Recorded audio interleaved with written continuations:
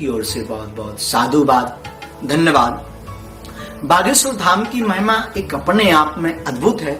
यह संपूर्ण बागेश्वर धाम अद्भुत है, बहुत ही प्राचीन है। चंदेलकालीन मूर्तियां आज भी खुदाई में पाई जाती हैं एवं यहाँ के दिव्य दरबार की अलौकिक महिमा अनेक वर्षों से संपूर्ण देश के कोने कोने से लेकर के वर्तमान में विश्व में व्याप्त है। बागेश्वर धाम की महिमा का यही सबसे बड़ा रहस्य है कि दुखी, निराश, बेसहारा लोग अर्जियां लेकर के भक्त आस के साथ, श्रद्धा के साथ, निष्ठा के साथ बागेश्वर बालाजी के चरणों में आते और श्री बागेश्वर बालाजी की ऐसी दया होती, ऐसी कृपा होती, ऐसी महिमा होती कि वो यहां से हंसते हुए जाते हैं। एक दो प्रमाण नहीं, अपितु हजारों अनेक प्रमाण बागेश्वर धाम के देखे गए, लोगों के मुख से सुना। और यहाँ पर जो दरबार लग रहा, विगत 3 पीढ़ी से लग रहा, पूज्य हमारे दादा गुरु सदगुरुदेव भगवान के रूप में जिनके चरणों की दया इस दास पर हुई, जो बागेश्वर धाम में 40 वर्ष तक बैठे रहे, सेवा करते रहे बागेश्वर बालाजी की। प्रथम पुजारी भी जिन्हें कहा जाता संत स्वामी श्री श्री 108 श्री शैतुलाल गर्ग जी। हमारे दादा गुरु के पूर्व में उनके भी गुरुदेव थे, वो भी बागेश्वर बालाजी के कृपा पात्र थे। उनके पूर्व में एक और संत हुए स्वामी श्री गोले महाराज गर्ग। तीसरी पीढ़ी में यह दास आया। विगत 3 पीढ़ियों से बागेश्वर धाम की महिमा है। यहाँ अर्जी लगाने का एक अपना विधान है। बालाजी का दरबार है, सदगुरुदेव भगवान सन्यासी बाबा का स्थान है, जो यहाँ के अधिष्ठात्र प्रमुख देव हैं, उनका स्थान है। तो यहाँ एक अर्जी का विधान है। अर्जी कैसे लगाएं ये जानते हैं। अर्जी लगाने के लिए सबसे पहले भक्त धाम पर आए, लाल रंग के कपड़ा लें, एक नारियल लें, 21 प्रदक्षिणा बागेश्वर बालाजी की करें, श्री राम नाम का जप करते हुए करें, 1, 2 अथवा 5 पाठ हनुमान चालीसा के बालाजी को सुनाएं, नारियल को हाथ में रखते हुए। बाद में जो मनोरथ लेकर के रोग, संकट, व्याधि, प्रश्न, मनोइच्छित जो भाव लेकर के भक्त आते हैं, वह मनोभाव बोल करके अर्जी को बागेश्वर बालाजी के धाम के प्रांगण में बांधते हैं।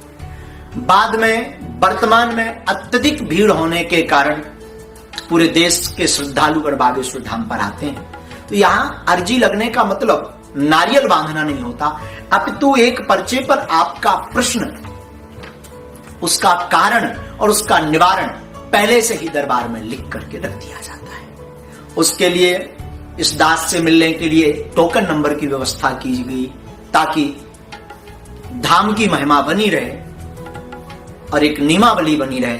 तो पहले तो बहुत शीघ्र समय में मिलना हो जाता था, परंतु वर्तमान में संपूर्ण देश के कोने कोने से लेकर के विदेशों में भी, यूएसए, कनाडा, नेपाल, भूटान आदि देशों में श्रद्धालुगण वहां से आकर के बागेश्वर बालाजी के चरणों में अर्जी लगाते हैं। तो इस कारण से भीड़ होने के कारण एक टोकन नंबर की व्यवस्था है। अब तो 10-15 दिन में नंबर आ पाता है। इतना समय लेकर के जरूर बागेश्वर धाम पर आए, इसके बाद अपनी अर्जी लगाएं। अर्जी लगाने के बाद में हॉल में बैठ जाएं।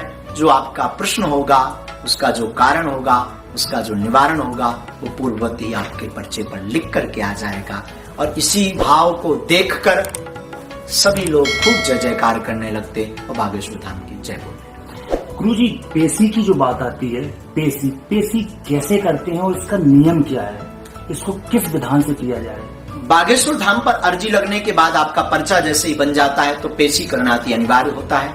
पेशी करने के लिए आपको प्रति मंगलवार सुबह 6 बजे महाआरती में बागेश्वर बालाजी की आरती में सम्मिलित होना अनिवार्य।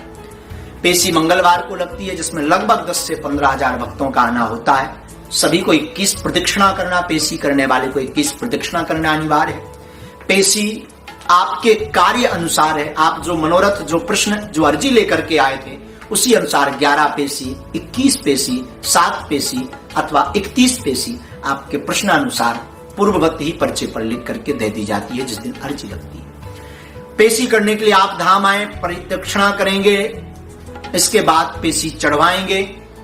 बागेश्वर बालाजी को जज के हनुमान कहा जाता है। जज के हनुमान का अर्थ है अदालती कार्रवाई। पहले दिन जब आप धाम पर आए थे तो आपने नारियल बांधा था और पर्चा बनवाया था, तो आपका केस रजिस्टर्ड हो गया।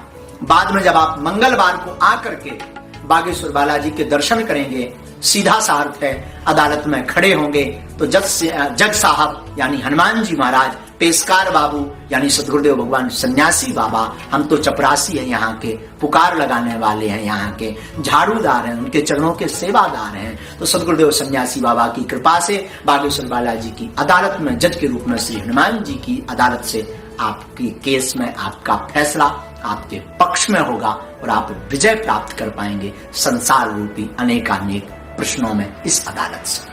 जी ये बात होगी पेशी की, आपने बताया पेशी कैसे लगाते हैं जी, लेकिन इसके बाद कुछ नियम भी होगा, कुछ इसका पालन भी करना पड़ता होगा, तो वो नियम क्या होता है, किस तरीके से इसका नियम बली करनी चाहिए? धाम पर जो अर्जी लगाना चाहते हैं उन भक्तों को हम प्रार्थना करें कि धाम के नियम एकदम परिपक्व हैं, वो पूर्ण रूप से निभाना अति आवश्यक है। बिना नियमों का पालन किए हुए आपको लाभ प्राप्त नहीं होगा और बिना पेशी किए हुए आपको सफलता प्राप्त बागेश्वर धाम बालाजी के दरबार से अथवा कहीं से भी नहीं मिलेगी, क्योंकि नियम का अपना अपना खेल होता है। धाम के नियम है लहसुन प्याज बंद रखना, मांस मदिरा का भक्षण बंद रखना, मंगलवार की पेशी करना अनिवार्य है, पर ऐसी कोई स्थिति परिस्थिति बन जाती है लगातार जो भक्त नहीं आ सकते वो लगातार न आए, महीने में एक बार, 2 महीने में एक बार, 5 महीने में एक बार, विदेश में रहने वाले भक्त एक वर्ष में एक बार आते हैं, परंतु आकर के अपनी पेशी जरूर करते हैं और नियम का पालन करते हैं। तो लहसुन प्याज बंद रखें, मांस भक्षण मांस मदिरा का पान करना बंद रखें, मंत्र का जप करें।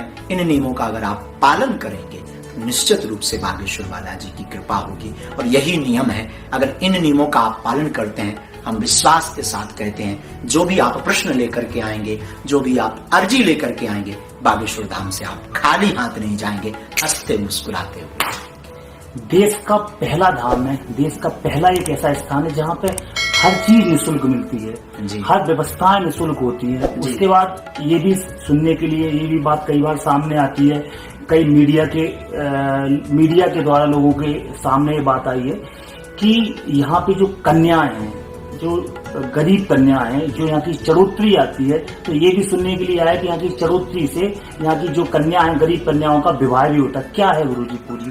बिल्कुल सत्य कहा। बागेश्वर धाम का दरबार पूर्णतया निःशुल्क है। यहाँ पर किसी भी प्रकार का कोई शुल्क नहीं लिया जाता है। दरबार निःशुल्क, अर्जी निःशुल्क, मिलना निःशुल्क है। और यहाँ आपको सबसे बड़ी बात बता दें, बुंदेलखंड की सबसे बड़ी अन्नपूर्णा बागेश्वर धाम में स्थित है, जहाँ निःशुल्क प्रतिदिन भंडारा भी प्राप्त होता।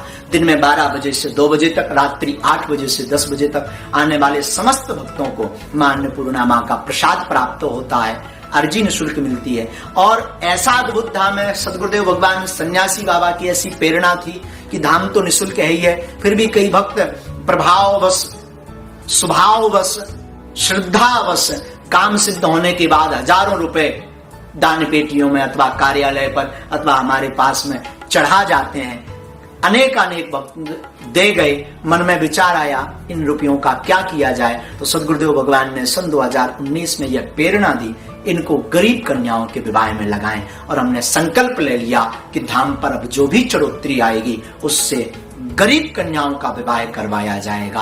और हमें लगता है सनातन धर्म को समाज से जोड़ने की बहुत आवश्यकता है, क्योंकि समाज से धर्म को जब तक नहीं जोड़ेंगे, मानवता से नहीं जोड़ेंगे, तब तक सनातन धर्म की अलख नहीं जगेगी। लोग राम नाम से नहीं जुड़ेंगे, लोग भक्ति से नहीं जुड़ेंगे। और अगर ऐसा देश के 10% स्थान तीर्थ धाम किसी के ऊपर थोप नहीं सकते, पर निवेदन कर सकते हैं। अगर ऐसा करते हैं, हमें लगता सनातन धर्म सर्वोपरि था, है और रहेगा, फिर कोई उंगली भी नहीं उठा पाएगा। गुरुजी, आपका धाम को लेकर भी कोई संकल्प होगा, क्या है आपका संकल्प, क्या आपको इस बारे में दिया? हमारा बस यही संकल्प है, बागेश्वर धाम से जुड़े हुए कई ऐसे भक्त हैं जो हमसे मिल भी नहीं पा रहे हैं। अनेक लोग आते हैं, बड़ी आशा और अपेक्षा के साथ आते हैं, हमें भी दुख है, परंतु यहाँ की व्यवस्थाएं ऐसी हैं कि प्रतिदिन 1,500-2,000 लोगों से मिल पाना, बात कर पाना बड़ा मुश्किल है। 200-300 लोगों से ही बात हो पाती, पर हम मिलते सबको हैं, भभूति सबको देते हैं। और धाम की ही महिमा है, हमारी कोई महिमा नहीं, बागेश्वर बालाजी की महिमा है। अगर आपने नारियल बांध दिया, पर्चा नहीं भी बन पाया, आकर धाम के दर्शन कर लिए, 21 परिक्रमा कर ली, हनुमान चालीसा का पाठ कर लिया, नियम का पालन शुरू कर दिया, लहसुन प्याज मांस मुंद्रा बंद और मंगल की पेशी शुरू कर दी, तो हमें लगता है आप हमसे मिल पाओ या ना मिल पाओ, पर बागेश्वर बालाजी महाराज और जो यहाँ के अधिष्ठात्र देव सद्गुरु सन्यासी बाबा हैं, वो कृपा करके आपकी अर्जी पर जरूर दया करेंगे और आपकी अर्जी सुनेंगे, इसमें कोई संदेह नहीं। और लाखों भक्तों के साथ ऐसा हुआ।